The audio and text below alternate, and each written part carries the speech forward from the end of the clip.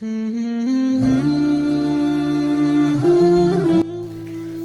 اللہ الرحمن الرحیم۔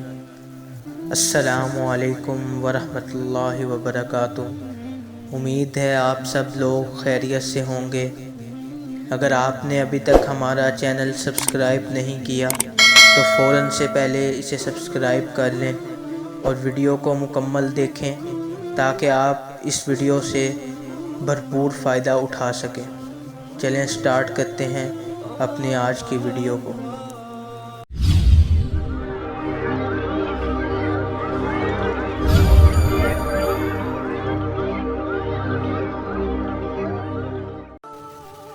حاکم نے مستدرک میں عمدہ سند کے ساتھ حضرت جابر بن عبداللہ کے حوالے سے رسول اللہ صلی اللہ علیہ وآلہ وسلم کا یہ ارشاد نقل کیا ہے کہ قیامت کے روز زمین ایک دسترخوان کی طرح پھیلا کر بچھا دی جائے گی، پھر انسانوں کے لیے اس پر صرف قدم رکھنے کی جگہ ہوگی، یعنی اس روز سمندر اور دریا پاٹ دیے جائیں گے، پہاڑ ریزہ ریزہ کر کے بکھیر دیے جائیں گے اور زمین کی ساری اونچ نیچ برابر کر کے اسے ایک ہموار میدان بنا دیا جائے گا۔ قرآن میں کئی جگہ اس بات کو بیان کیا گیا ہے۔ اس بات کو سمجھنے کے لیے یہ حقیقت نگاہ میں رہنی چاہیے کہ اس دن تمام انسانوں کو جو اول روز آفرین سے لے کے قیامت تک پیدا ہوئے ہوں گے بیک وقت زندہ کر کے عدالت الہی میں پیش کیا جائے گا۔ اتنی بڑی آبادی کو جمع کرنے کے لیے ناگزیر ہے کہ سمندر، دریا، پہاڑ، جنگل، گھاٹیاں اور پست و بلند علاقے سب کے سب ہموار کر کے پورے کرۂ زمین کو ایک میدان بنا دیا جائے تاکہ اس پر ساری نوع انسانی کے افراد کھڑے ہونے کی جگہ پا سکیں۔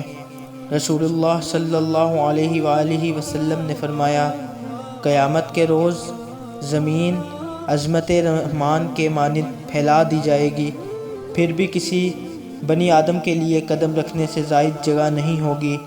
نبی صلی اللہ علیہ وسلم نے فرمایا، قیامت کے روز زمین دسترخوان کی طرح پھیلا دی جائے گی، پھر بھی ایک آدمی کے لیے اپنے قدموں سے زائد جگہ نہ ہوگی۔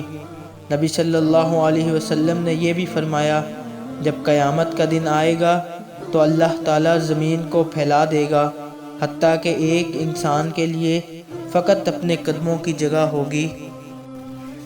قسم ہے اس ذات کی جس کے ہاتھ میں میری جان ہے، قیامت کا عظیم الشان اور خوفناک دن ایک مومن کے لیے بہت ہلکا کر دیا جائے گا، حتیٰ کہ اس سے بھی ہلکا جتنا دنیا میں ایک فرض نماز پڑھنے کا وقت ہوتا ہے۔ رسول اللہ صلی اللہ علیہ وآلہ وسلم سے قیامت کے دن کے بارے میں دریافت کیا گیا کہ وہ تو بڑا ہی طویل دن ہوگا۔ اس پر آپ صلی اللہ علیہ وسلم نے فرمایا کہ اس ذات کی قسم جس کے ہاتھ میں میری جان ہے، دنیا میں ایک فرض نماز پڑھنے میں جتنا وقت لگتا ہے، مومن کے لیے وہ دن اس سے بھی زیادہ ہلکا ہوگا۔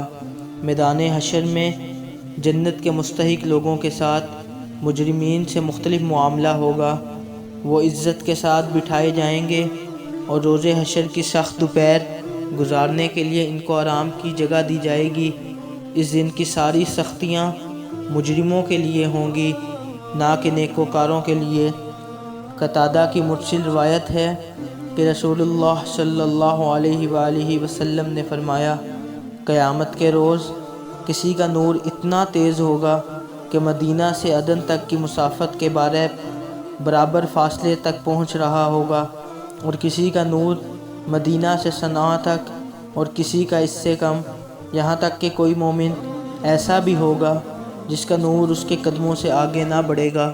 حضرت ابو ذر رضی اللہ تعالی عنہ سے روایت ہے کہ آپ صلی اللہ علیہ وآلہ وسلم نے فرمایا، میں اپنی امت کے صالحین کو وہاں ان کے اس نور سے پہچانوں گا جو ان کے آگے اور ان کے دائیں اور بائیں دوڑ رہا ہوگا۔ گویا کہ میدان حشر میں نور صرف مومنین، صالحین کے لیے مخصوص ہوگا۔ رہے کفار و منافقین اور فساق و فجار تو وہاں بھی اس طرح تاریکی میں بھٹک رہے ہوں گے۔ جس طرح دنیا میں بھٹکتے رہتے ہیں، وہاں روشنی جو کچھ بھی ہوگی صالح عقیدے اور صالح عمل کی ہوگی، ایمان کی صداقت اور سیرت و کردار کی پاکیزگی ہی نور میں تبدیل ہو جائے گی، جس سے نیک بندوں کی شخصیت جگمگا اٹھے گی۔ جس شخص کا عمل جتنا تابندہ ہوگا، اس کے وجود کی روشنی اتنی ہی زیادہ تیز ہوگی، اور جب وہ میدان حشر سے جنت کی طرف چلے گا تو اس کا نور اس کے آگے دوڑ رہا ہوگا۔